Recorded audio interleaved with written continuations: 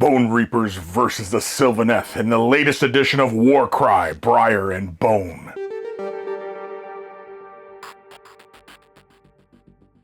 Hi there, Chris here with another unboxing for you all. In this video, we are going to take a look at the latest expansion for Warhammer Age of Sigmar Warcry, Briar and Bone. We see the Ossiarch Bone Reapers versus the Sylvaneth, and I think it's going to be pretty darn cool. So, big thank you to Games Workshop for sending me a review copy of this box set. Big thank you to my patrons for their support and continued support. Big thank you to all of you here on the YouTubes clicking that membership button. Big thank yous to you all. So, Briar and Bone, Sylvaneth versus Skeletons. Very cool. The box is the current iteration of these box sets. They're not very huge. It's kind of what we see from the Kill Team as well as previous Warcry releases. We are looking at the Twistweald versus the Teratic Horde. Teratic? That's hard to say. Anywho, this box contains 64-page Warband Tome, Briar and Bone, 12 fighter cards, 3 ability cards, 3 divider cards, 42 battleplan cards, 1 Ravening Gnarloak scenery piece. It includes 16 Citadel miniatures, 8 Twistweald fighters, and 8 Teratic Cohort fighters. The Warcry core book is required to use the contents of this box. So, be warned, you do need the proper rulebook for Warcry for this expansion. And yeah, but otherwise, really fantastic looking models. These little prowlers, really cool. The centaur looking dude, was he Cavalo Centaur? Aviarch Harpy, very fun. And then Mortec Kryptonians, Cyclopean, these names, Twistroot Warden, Twistroot Revenant, Swarm Sage, Twistroot Spite, Revenant, Twistroot Warden, Twistroot Dryads. Twistroot Dryad, that is a mouthful to say. The terrain piece is very fun looking. It's kind of crazy looking. Like, this almost looks like a basis for some sort of crazy demonic looking, I don't know, walker thing. It's the way the roots all look like limbs and everything like that. Anywho, let's dive in. Now, the box was supplied to me taped up. It is not cellophane, not plastic wrap. A little disappointing when that happens, but you know, I mean, you roll with it, right? Aw, there's no thingy. I like when they do the little thingies on the tabs. It lets me know they care. Somebody on the Warhammer team when designing these boxes, yeah, they forgot that one. Anywho, we open up the box and we are greeted with the infamous Warhammer cover sheet. It's just Warhammers all the time. We get a look at the Ossiarch Bone Reapers. Very exciting. We'll take a closer look at this frame in a few moments, I suppose. We also get the Sylvaneth frame. It's kind of interesting that both factions are on single frames like this. Usually you have like a whole, you know, assortment of frames and, you know, things of that nature. Very cool. Here's the terrain piece. Holy moly. Look at the size of this thing. And again, we will come in for a closer look. Oh, look at the little Skaven standard thing. I like this mouthpiece. It's very freaky looking. I'm all about the freaky looking mouthpieces. Read into that what you will. Bag of bases, of course, also an oval. We get a little envelope, the card pack in English, as it were. So let's take a quick little look at the card pack. Now, I assume these are all our objectives and unit cards. Yeah, these are our unit cards and everything like that. So, oh, it's got a little divider in it. Okay, no biggie. So we get our unit cards. We have the Ossiarch stuff. Very cool. We have the Sylvaneth stuff. Very nice. Some more blank cards here for recording, missions, table setups, Very, very cool. Yeah. Awesome. I like the little, you know, kind of randomize, and then, oh, this is what we drew. Very, very cool. I like that. I like that mechanic in the games. It's very, very fun. The other one, it's got some battlefield layouts. Looks like to me. Twists. Very cool.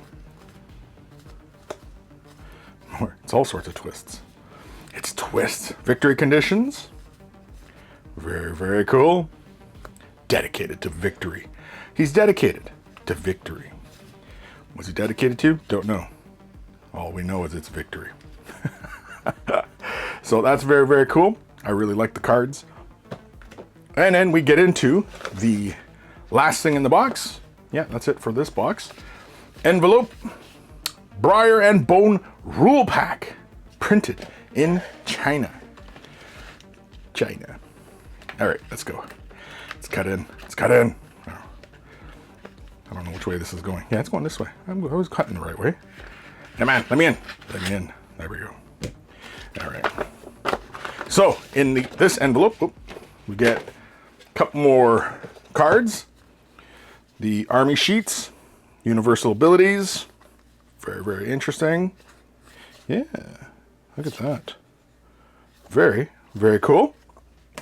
We also get the assembly guide. And in the assembly guide, we are looking, the assembly guide, it's kind of got like a matte-like appearance, which is kind of interesting. Usually these have like a glossy-like feeling to them.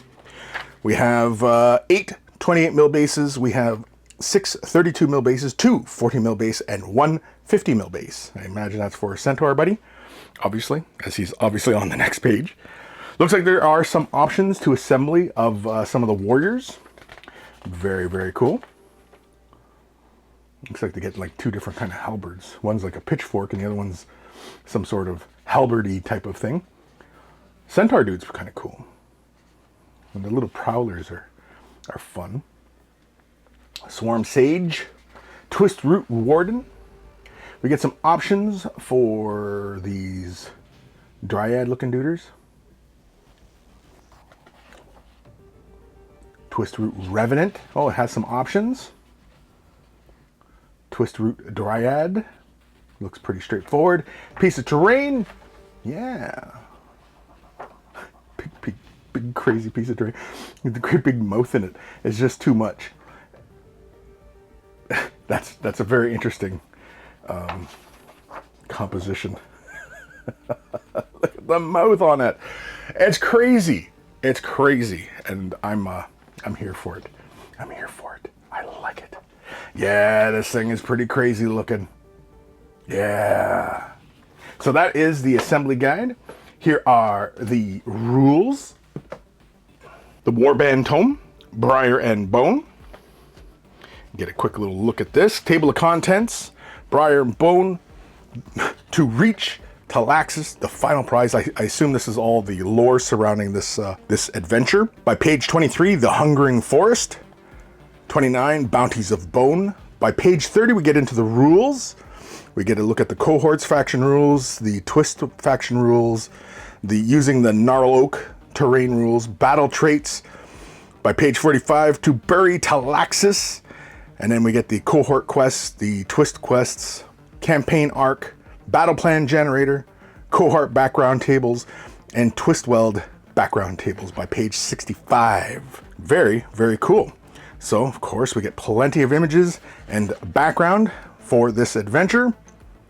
We get a little background on the operatives here, or warbands. Then we get into some color guides.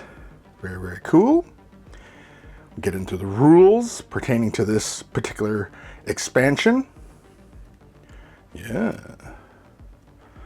Then all the missions, the tables. Have a look at the cards. Yeah. And that's that. Warband Tome, Briar and Bone. So again, you do need a copy of the core rules for Warcry for this expansion, but it's an expansion and we get more warbands. And of course, I'm sure down the line, we will see these units being included into their main factions for the regular tabletop of Warhammer Age of Sigmar. Very, very exciting. So without further delay, let's have a look at the frames.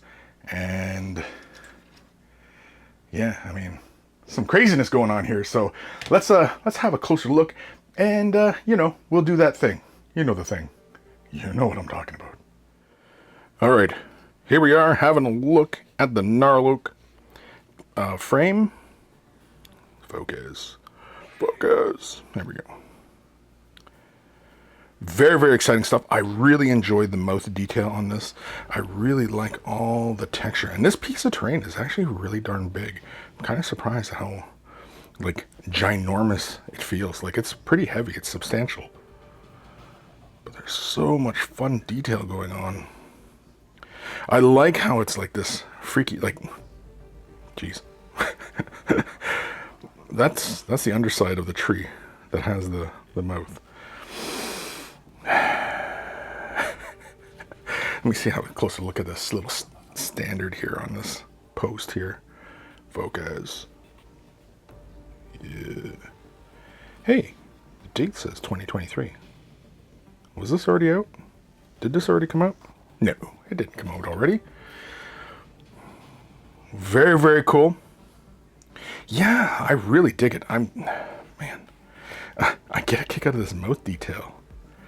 It's a bit like the other one, with the other Warcry release we had with the ogres and that big piece of terrain, and it had like the big, you know, mouth in it and everything like that. I'm kind of sensing a theme, really, with a lot of this Age of Sigmar terrain. These, you know, Sarlacc pit mouth things. Anyway, the fact that this thing is a tree with a mouth is kind of hilarious. It's kind of hilarious. Kind of. Anyway, carry on. Let's go. Next one is the Sylvaneth frame. And let's have a look once the camera gets into focus. There we go. There we go. So let's have a look here. Yeah. Love all the details.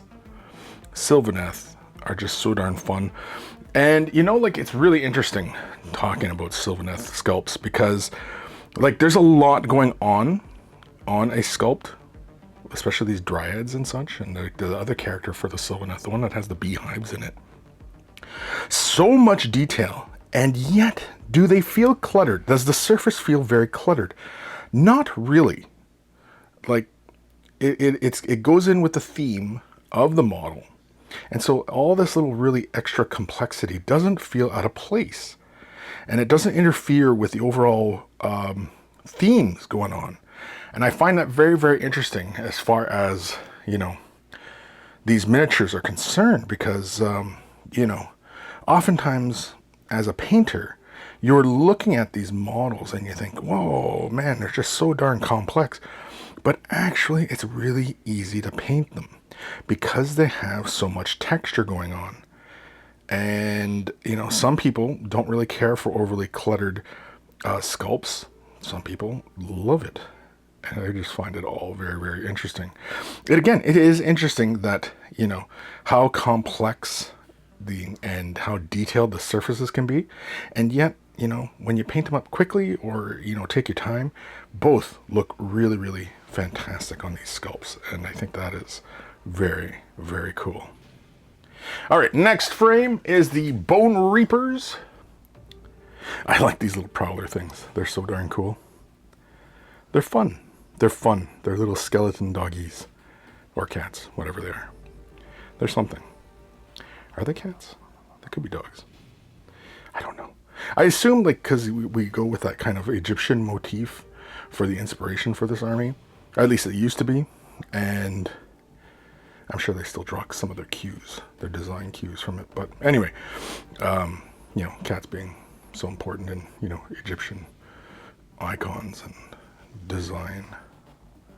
Yeah, very, very cool. Again, here's another one, another example of highly textured, yet not intimidating or overly complex. I thought that was a back to a Necron.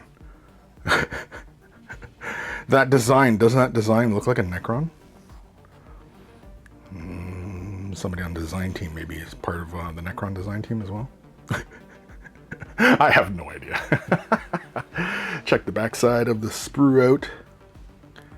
Yeah, Bone Reapers is so darn cool looking.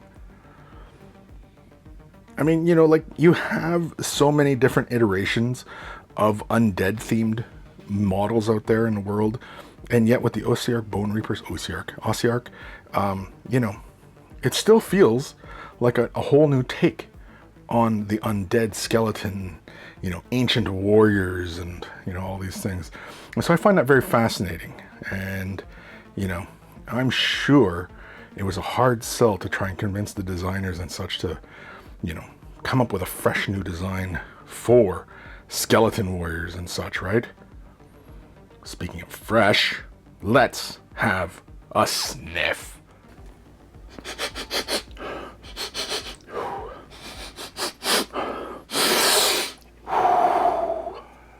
Gnarloak smells pretty gnarly. Yeah, I mean, you know, that's Bone Reapers, that's Sylvaneth, and of course that is the freaky deaky terrain, you know, with the giant mouths. I mean, yeah, what are you gonna do, right? Anywho, let's get back to the rest of the video. That is our look at unboxing the latest for Warhammer Age of Sigmar Warcry, Briar and Bone. Osiark Bone Reapers versus the Sylvaneth. Very, very exciting stuff. Big thank you to Games Workshop for sending me a review copy of this latest release. Big thank you to my patrons for their continued support, as well as all of you brand new ones. Also, big thank you to everybody here clicking that membership button. Big thank yous to you all. You all allow me to continue to do what it is that I do, and so a huge thank you to you all. If you're not able to support monetarily, i.e. money, thumbing up the video, liking, following, subscribing, commenting, ringing the bell, all help the channel as well. And all it takes is a couple clicks of a button, and you're helping me out a great deal. And a huge thank you to everybody who takes the time to do that. Take care of your brushes, they'll take care of you, and I will see you in the next unboxing. Or useless review. Maybe a painting tutorial. Maybe a live stream. Maybe even a battle report. Maybe. Possibly. Who knows? Who knows in this crazy upside down world we live in? Who even knows? Okay, bye.